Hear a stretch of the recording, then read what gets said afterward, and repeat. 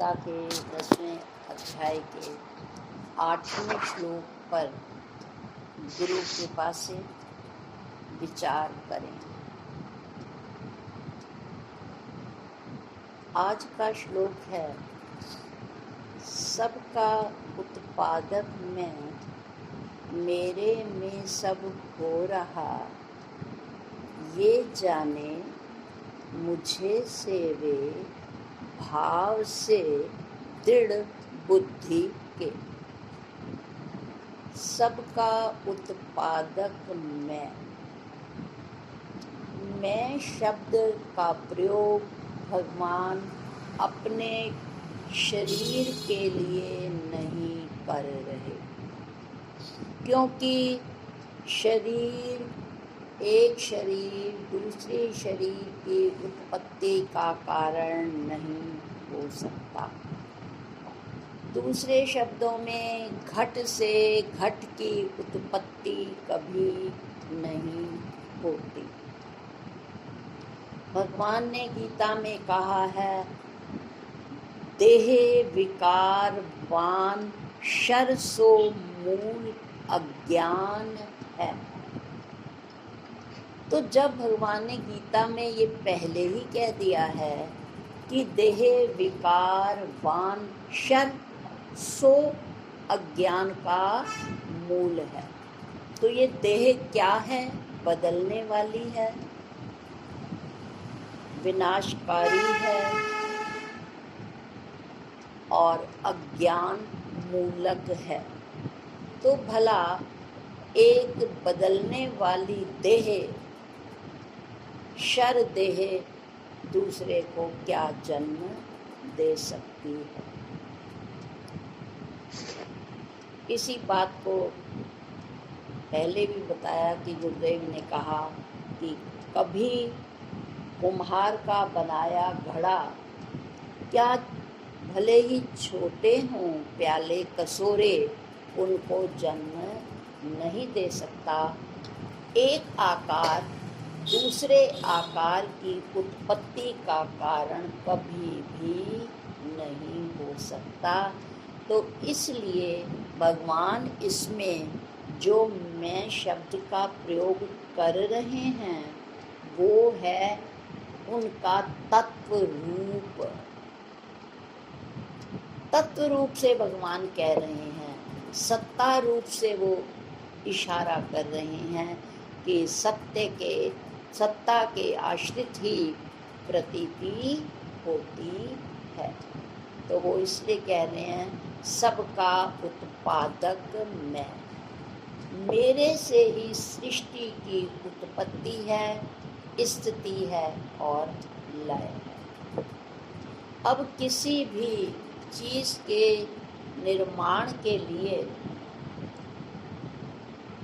त्रिपुटी का होना जरूरी है। जैसे कुम्हार ने अगर घड़ा बनाना है तो उसके लिए कुम्हार भी प्रेजेंट होना चाहिए, मिट्टी भी होनी चाहिए और जो उसके सहायक साधन हैं, डंडा, धागा,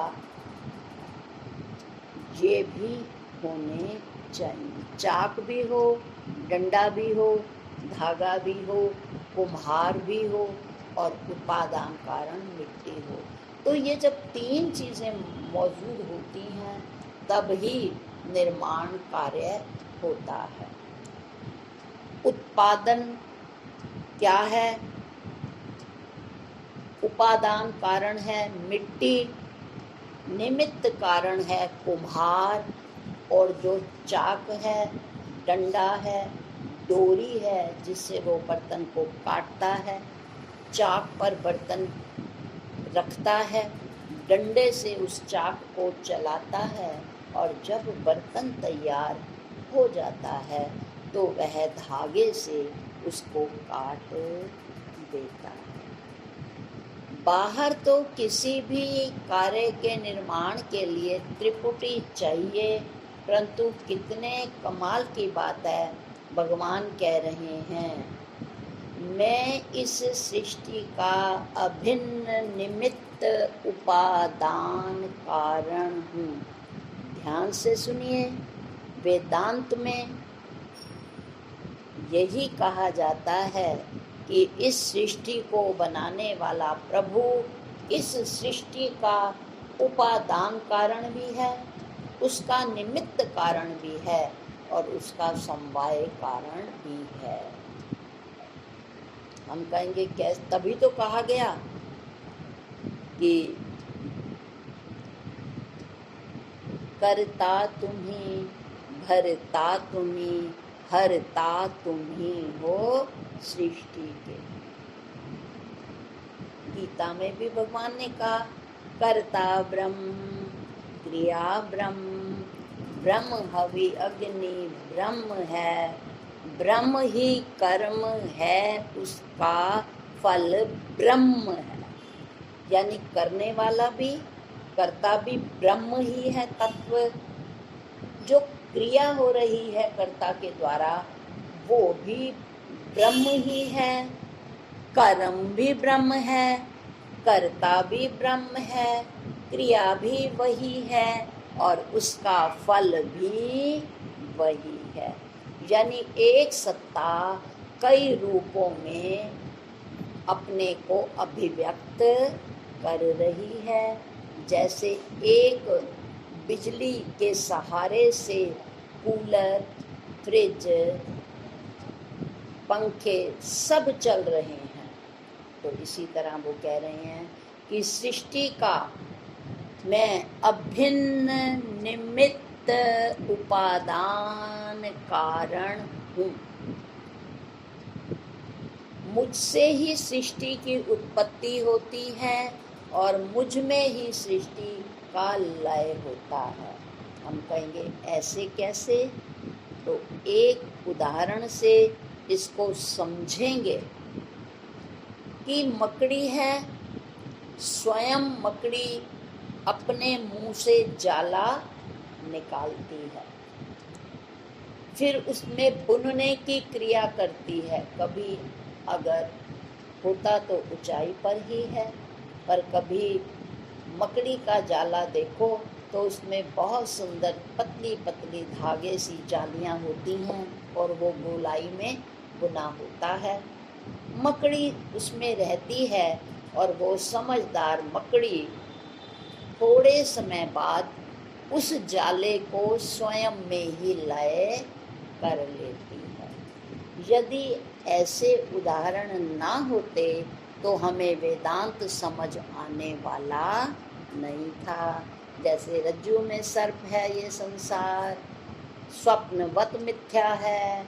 अगर ये उदाहरण ना होते तो वेदांत हमें समझ नहीं आता, इसमें हमें भ्रम और संशय रह जाता।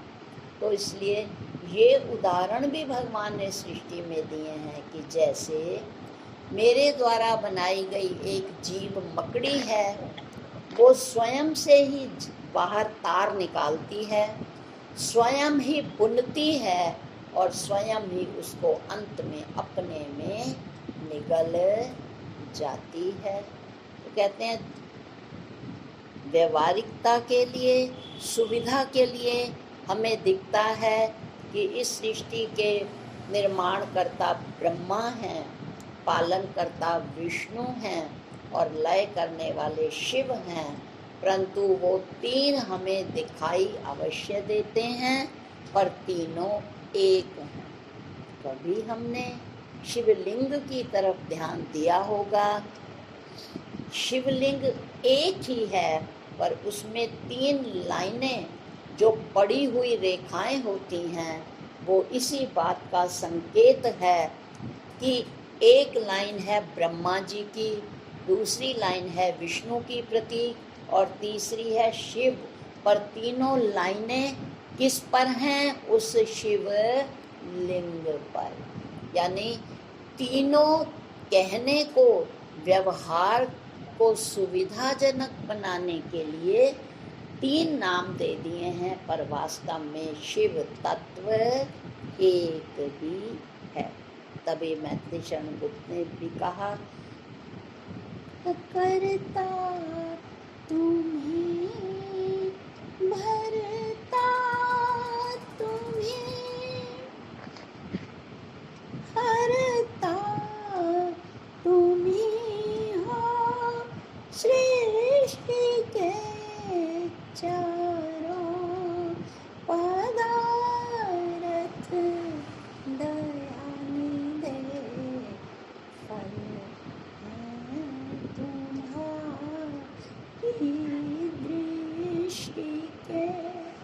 कि भगवान की दृष्टि में चारों पदार्थ, धर्म, अर्थ, काम, मोक्ष, ये कहने को चार हैं, पर ये भगवान की दृष्टि में एक ही है। तो यहाँ वो कह रहे हैं कि अभी तक आप समझते हो कि हमारे माँ बाप ने हमें जन्म दिया है। जब भी कक्षा में या कहीं बच्चे से पूछा जाता है कि आपके माता पिता कौन हैं, तो कोई भी बच्चा ऐसा नहीं कहता कि मेरे को जन्म परमात्मा ने दिया है, मैं तो उसका ही अंश हूँ। प्रत्युत हर बच्चा यही कहता है, मेरे पिता का नाम ये है और माता का नाम ये है।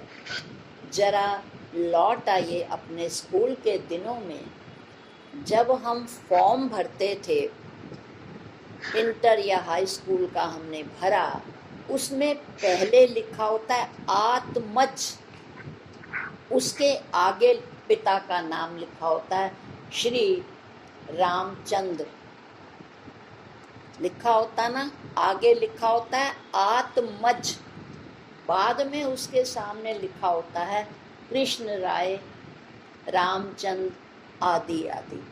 यानी पहले आत्मा से जय मैंने उत्पन्न हुआ है, आत्मा ज, जब जय जुड़ा तो मात्रा उसमें विलीन हो गई, आत्मा ज जुड़ गया, आत्मज, फिर आगे पिता का नाम, कि यानी वास्तव में ये किसका की संतान है, उस परम पिता की।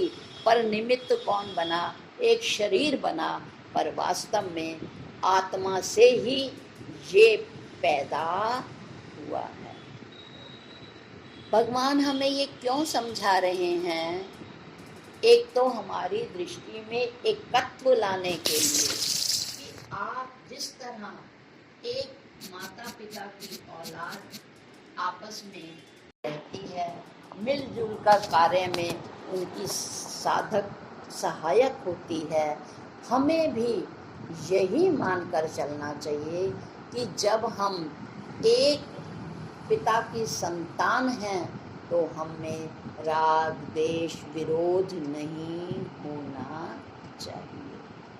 दूसरा, भगवान बता रहे हैं कि मैं ही सब इस सृष्टि का उत्पादन करता हूँ, तो इससे ये भी लाभ होगा कि हम अपने माता पिता को समझते हैं, और यदि किसी कारण माँ या पिता से हमारा वियोग हो जाता है तो हम दुखी होते हैं कि मेरी माँ चली गई या मेरे पिता का देहांत हो गया।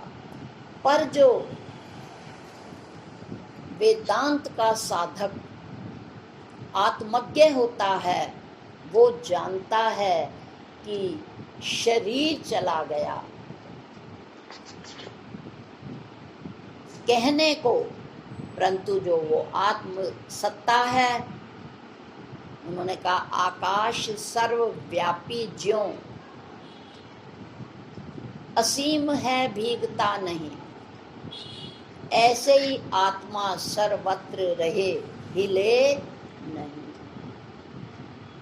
कहते हैं अगर आपके निश्चय में हमेशा ये बात रहेगी कि मेरे उत्पादक, मेरे तो आधार प्रभु जी, अगर ऐसे संस्कार बचपन से मिल जाएं, तो यदि आकार वाले का वियोग हो जाए तो जिसको बचपन से संस्कार दिए गए हैं कि तेरे माता पिता तो भगवान ही हैं, मैं तो केवल एक निमित्त मात्र हूँ, तो इतना किसी भी आकार के विनश जाने पर, बिछुड़ जाने पर जो भी दुख होता है वो दुख नहीं होगा। और ये अलग माता पिता से पैदा हुआ है, वो अलग माता पिता से उत्पन्न हुआ है। ऐसी जो हमारे में विरोधात्मक प्रवृत्ति है, हमें उससे भी छुटकारा मिल जाएगा कि सब हम उस एक ईश्वर की संतान है, सबका मालिक एक है।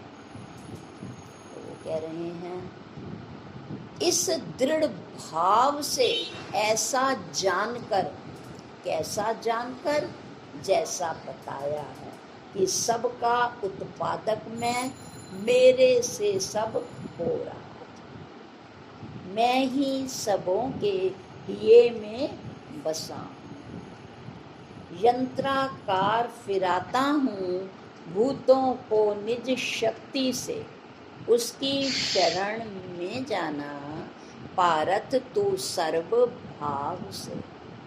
तो ये कह रहे हैं कि जो इस राज को जान जाता है, ये जाने मुझे सेवे, तो वो मेरी सेवा किस रूप में करता है?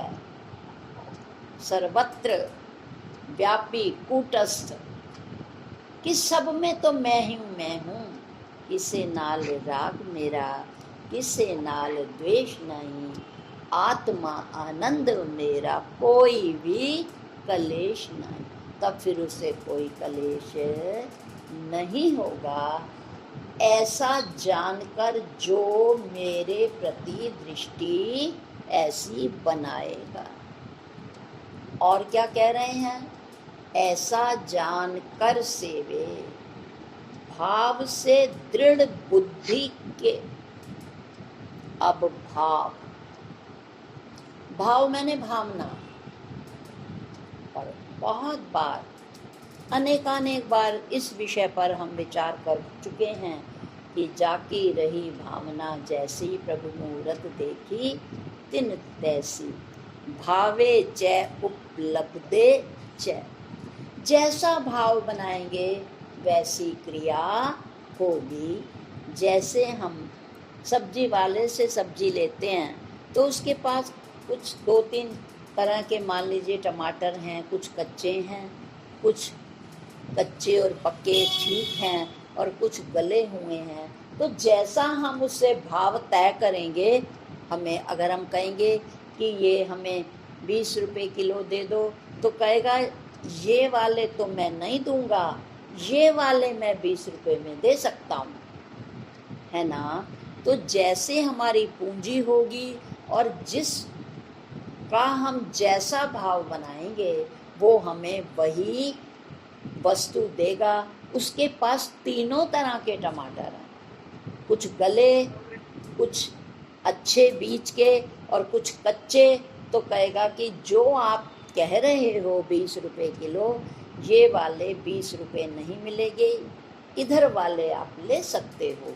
तो कहने का तात्पर्य ये है, अगर संसार में भी भाव के अनुरूप वस्तु मिलती है तो भगवान कहते हैं तुम मेरे प्रति जैसा भाव बनाओगे या संसार के प्रति आप जैसा भाव बनाओगे, यदि कहोगे कि नहीं मेरे तो माता पिता भगवान ही हैं, जैसा कि सुनीति ने अपने पुत्र को कहा था, बेटा क्या हुआ अगर तू अपने इस पिता की गोद में नहीं बैठ पाया? अरे सच्ची गोद तो उस परमात्मा की है जहाँ से तुझे कोई अलग नहीं कर सकता। और जब 5 साल के बच्चे के मन में ये भाव बैठ गया कि मुझे उस सच्चे परमात्मा की गोद में बैठना है जो मेरा सच्चा वास्तविक पिता है, तो उसके लिए उसने क्या किया? ध्यान लगाया, जंगल में गए, एकांत का सेवन किया और बार बार नारद मुनि ने रूप बदल बदल कर जंगल की भयानकता का वर्णन किया, पर फिर भी वो उससे टस से मस नहीं हुए। तो भगवान भी कह रहे हैं कि अपनी बुद्धि में जो समझाया गया है उसे दृढ़ भाव से बैठा लो। पर ये दृढ़ता बनेगी कब? भाव का और भी अर्थ है। भाव होता है, दो भाव और होते हैं। एक होता है भक्ति भाव, है ना, और एक होता है प्रेम भाव। तो कहते हैं यदि ये दो भाव रखोगे तो जैसे नाव को दो चप्पुओं से खेया जाता है, आगे बढ़ाया जाता है और नाव किनारे लग जाती है, तो भगवान कह रहे हैं कि दृढ़ भक्ति तो दृढ़ भक्ति हो, भक्ति भावना हो और प्रेम की भावना हो, तो ये दो ऐसे चप्पू हैं जो तुम्हें माया रूप सागर से पार लेकर जाएंगे। तो आइए भक्ति भाव के कुछ उदाहरणों पर हम दृष्टिपात करते हैं। भक्ति भाव तो प्रसिद्ध है गोपियों का। गोपियों से अधिक भक्तिमयता और प्रेम का वर्णन इतिहास में बहुत उदाहरण मिलते हैं, पर सर्वप्रथम उदाहरण दिया जाता है गोपियों और कृष्ण की भक्ति का। वो इतनी उनका चित्त जुड़ा हुआ था भगवान के साथ कि जब एक बार पीली पीली तितलियों का झुंड उड़ा जा रहा था तो एक गोपी दूसरी गोपी को कहती है, देखो देखो हमारे कृष्ण पीतांबर पहनकर कैसे उड़ रहे हैं। ये केवल कौन कह सकता है और कौन समझ सकता है जो भक्ति भाव में रंगा। फिर वो एक जगह उन्होंने काले काले भौरों को जब देखा तो कहते हैं, सखीरी मुझे तो इसमें कृष्ण सलोने कृष्ण की छवि नजर आ रही है, जरा ध्यान से देख। इसे देखकर तुझे सांवले सलोने कृष्ण की याद नहीं आ रही? तो उसने कहा, हाँ हाँ तू बिल्कुल ठीक कह रही है, हमारा कृष्ण भी तो ऐसे सांवला सलोना और चंचल है। कभी इस डाल पर बैठता है बांसुरी बजाता है तो कभी उस डाल पर बैठता है। सखी तूने ठीक ही कहा, हमारा प्यारा भी ऐसा ही है। तो ये है भक्ति भाव के उदाहरण। एक और उदाहरण आता है भक्ति भावना का कि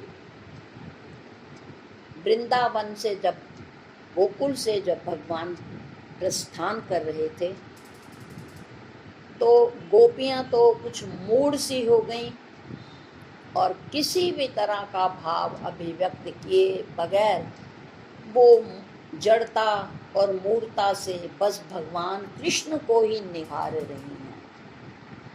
उनकी बुद्धि काम ही नहीं कर रही कि ये गोपियों के साथ कैसा छल हुआ।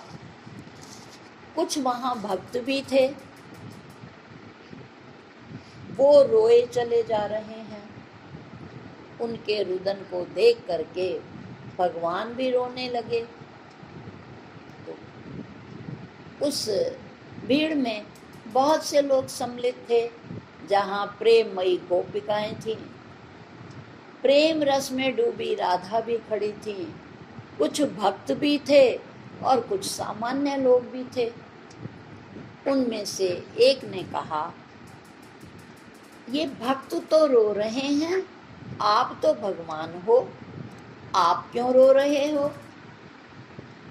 तो उन्होंने क्या जवाब दिया, भक्त के बंधन में मैं बंध जाता हूँ, भक्त के बंधन में मैं बंध जाता हूँ, जैसा भक्त बनाए मुझको मैं वैसे ही बन जाता हूँ। मेरा भक्त रो रहा है।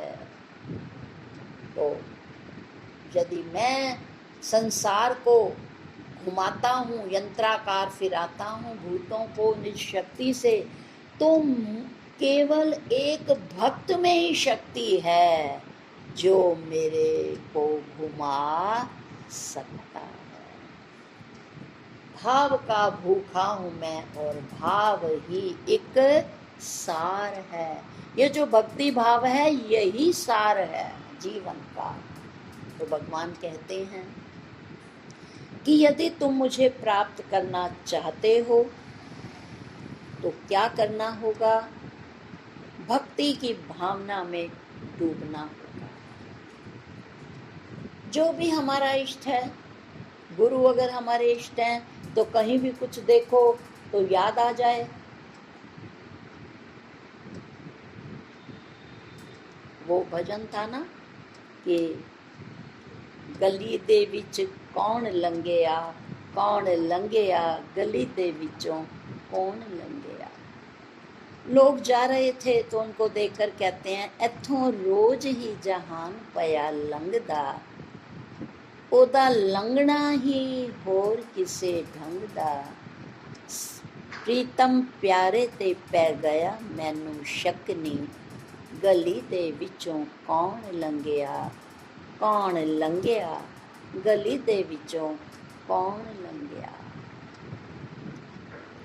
उसको हर समय लगता है किसी ने दरवाजा खटकाया, शायद मेरे गुरुदेव मैं बीमार हूँ, मुझे देखने आ गए हैं। गली में से कोई पदचाप हुई, कहीं मेरे वहाँ तो नहीं, कहीं मेरे वहाँ तो नहीं, कहीं मेरे वहाँ तो नहीं।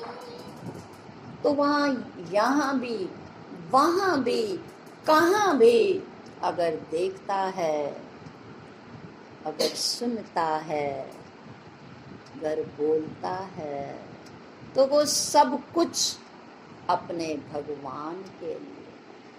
अब दूसरा भाव क्या है?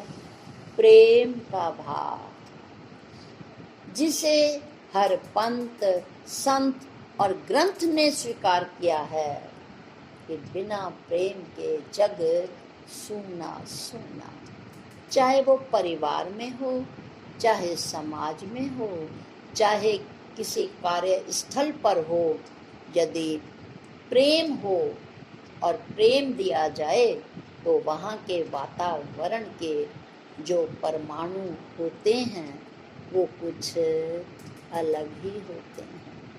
इसलिए तो जब हमारा मन व्याकुल होता है, परेशान होता है, तो हम कई बार मंदिर में जाकर बैठ जाते हैं, कई बार आश्रमों में जाकर बैठ जाते हैं, कई बार गुरु चरणों में जाकर बैठ जाते हैं, क्योंकि हम जानते हैं कि हमारे मन की नेगेटिविटी को अगर कोई दूर कर सकता है तो पॉजिटिविटी वाला व्यक्ति या जहाँ पॉजिटिव भाव को लिए लोग आते हैं उस स्थान पर जाकर हमें पॉजिटिविटी मिल सकती है।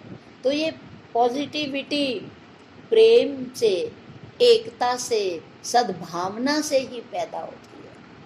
तो भगवान यही कह रहे हैं कि जो मेरे प्रति भक्ति भाव, सद्भाव और प्रेम भाव रखता है तो उसको मेरा मिलना सुलभ हो जाता है। आइए इस संदर्भ में भी हम गोपियों का ही उदाहरण लें कि आप सब जानते हैं कि ज्ञान को बहुत महत्व दिया करते थे उद्धव, पर भगवान जानते थे कि ज्ञान के साथ साथ प्रेम की बहुत ज़रूरत होती है, क्योंकि जब ये हृदय और ये मस्तिष्क बुद्धि जब दोनों मिल जाते हैं, जहाँ प्रेम और ज्ञान मिल जाता है, तो ये सारी इंद्रियां तो क्या, इस इंद्रियों से की जाने वाली सभी क्रियाएं और इनसे संबंधित सभी लोग प्रेममय हो जाते हैं। इसलिए लोग ज्ञान को नीरस कहते हैं, क्योंकि वो भक्ति और प्रेम हम नहीं मानते। पर हम इस बात को स्वीकार करते हैं कि बिना प्रेम के और भाव के ज्ञान मिल तो जाता है पर टिकता नहीं है। आजकल बहुत से तरीके बताए जाते हैं, रेसिपियां नई नई बहुत सी रेसिपी हैं जिसे शेफ बताते हैं ये बिना तेल के भी बन जाएगी, बिना पानी के भी बन जाएगी। पर हम देखते हैं यदि चावल बनाएं और उनमें प्रॉपर पानी ना हो तो वो चावल रस युक्त नहीं होते, कहते हैं रूखे रूखे लग रहे हैं। और फलों में ही देख लो, हम लेकर आए और अगर फलों में मिठास नहीं है तो अफसोस करते हैं, लाए भी सही इतने महंगे फल पर इसमें मिठास तो है ही नहीं। और यदि कितना महंगा फल हो और वो मिठास से युक्त हो तो हम कौन सा शब्द प्रयोग करते हैं, अरे भाई पैसे वसूल हो गए। इसी तरह यदि हम भगवान के प्रति प्रेम और सद्भाव रखते हैं और भगवान के द्वारा बनाई इस सृष्टि वालों से प्रेम करते हैं तो जैसे हम कहते हैं ना, हमारे पैसे वसूल हो गए, तो संत कहते हैं कि तुम्हारा जीवन जन्म लेना भी सार्थक हो गया। तो बात करते हैं प्रेम की।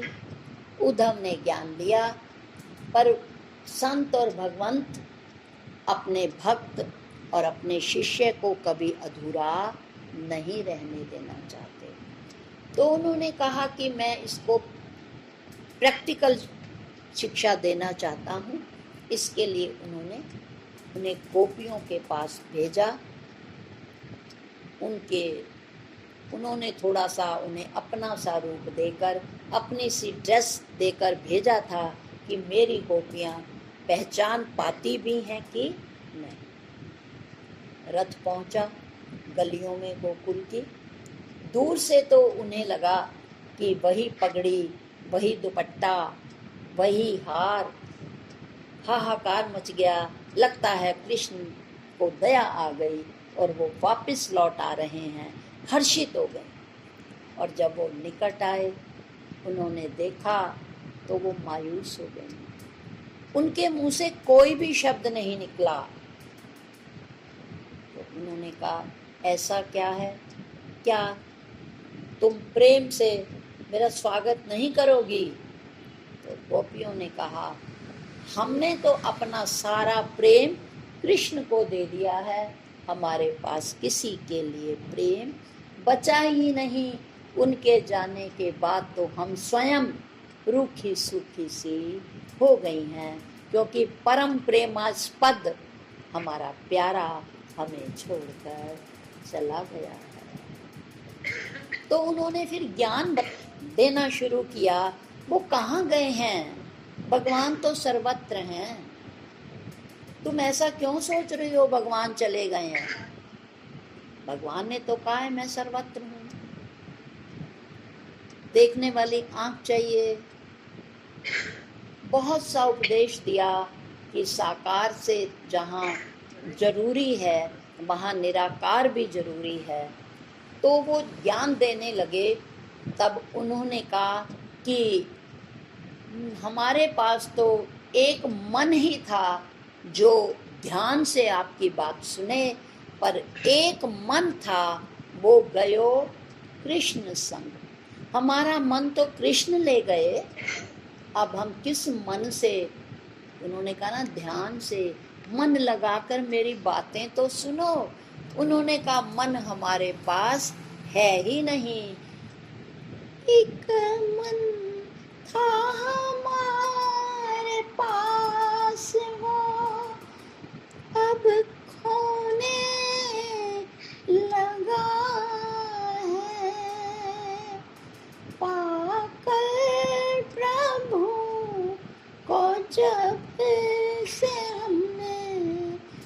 कुछ होने लगा।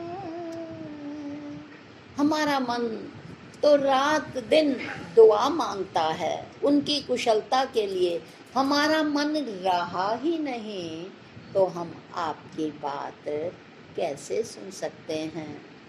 जब देखा उद्धव ने कि मेरी दाल यहाँ गलने नहीं वाली तो वो वापस गए। भगवान ने मुस्कुराते हुए स्वागत किया और पूछा, तुम्हें देखकर क्या उन्हें विभ्रांति नहीं हुई, या वो जान गई कि तुम उन जैसे लगते तो हो पर वो हो नहीं। उन्होंने कहा, आपने ठीक कहा, उनकी आंखें तो बस आपको ही ढूंढती हैं, आपको ही देखती हैं और आपको ही पहचानती हैं। और तुम्हारे ज्ञान का क्या हुआ? उन्होंने कहा कि ज्ञान तो उन्होंने मेरा सुना ही नहीं।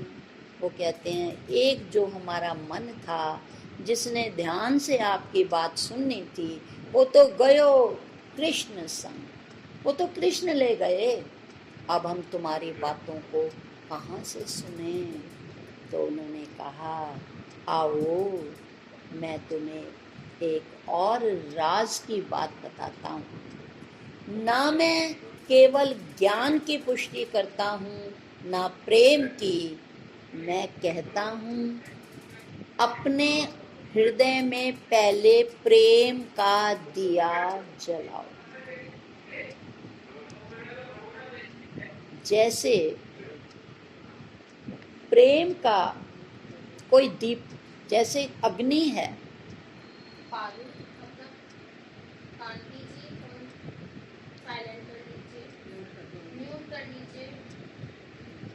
जिस प्रकार अग्नि पर ही कोई चीज पकाई जाती है, चाहे वो घड़ा हो, चाहे भोज्य पदार्थ हो, चाहे सोने को निखारना हो, सबको अग्नि पर रखा जाता है, फिर वो पक भी जाती है और सोना जो है निखर के आता है। ठीक इसी प्रकार उधो बुद्धि का स्थान ऊपर है और मन का स्थान नीचे है।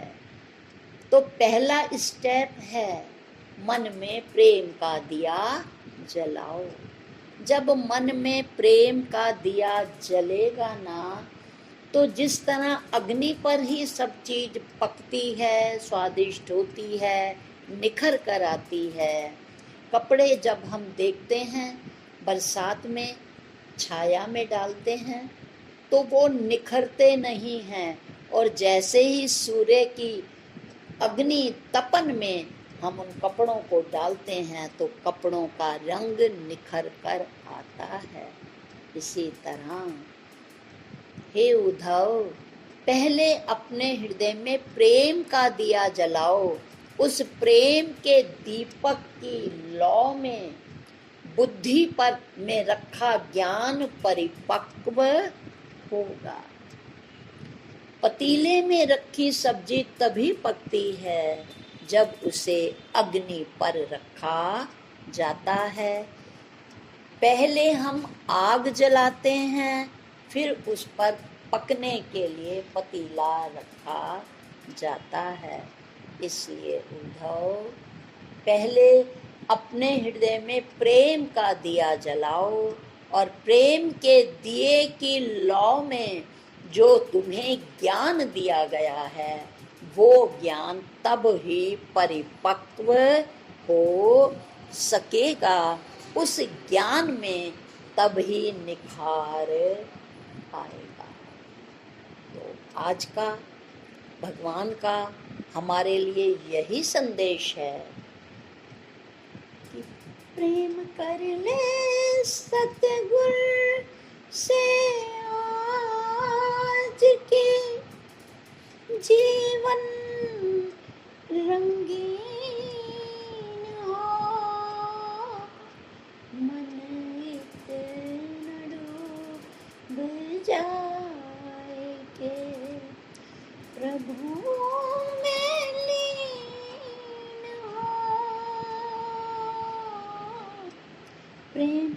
कर ले गुरु से।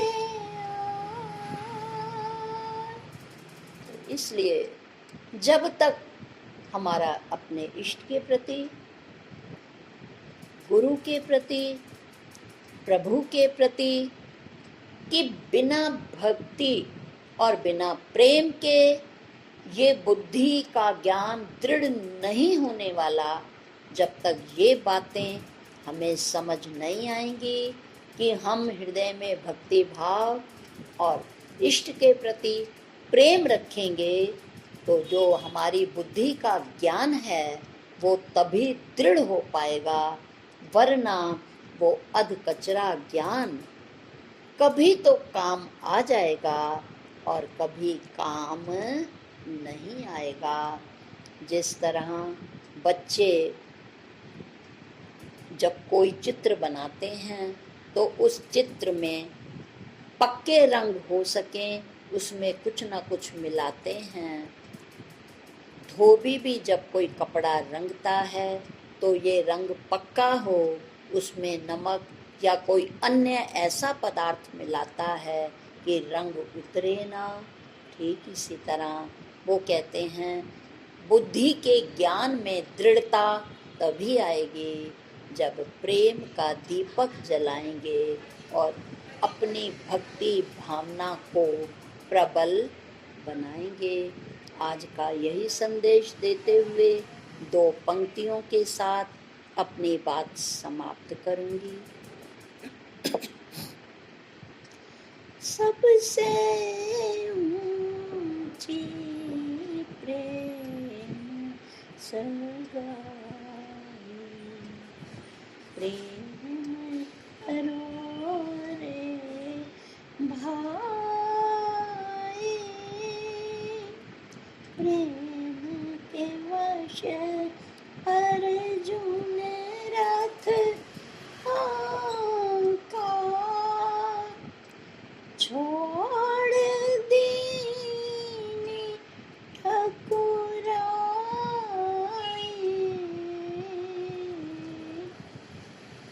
राजसूय युधिष्ठिर आने झूठ उठाए, सबसे ऊंची प्रेम सगा। तो प्रेम को अपना सगा बना लें तो कभी भी निरस ज्ञान हमें समय पर दगा नहीं देगा, जिसके लिए उपनिषद में कहा चाहे कैसा भी हो मौका आत्मनिष्ठ न खाए धोखा। सो अहम इति प्रीति अखंडा दीप शिखावत प्रबल प्रचंडा। तो दिन ब दिन हमारा ज्ञान अग्नि की शिखा की तरह परिपक्व भी होगा, ऊपर भी जाएगा और उसमें निखार भी आएगा। कब?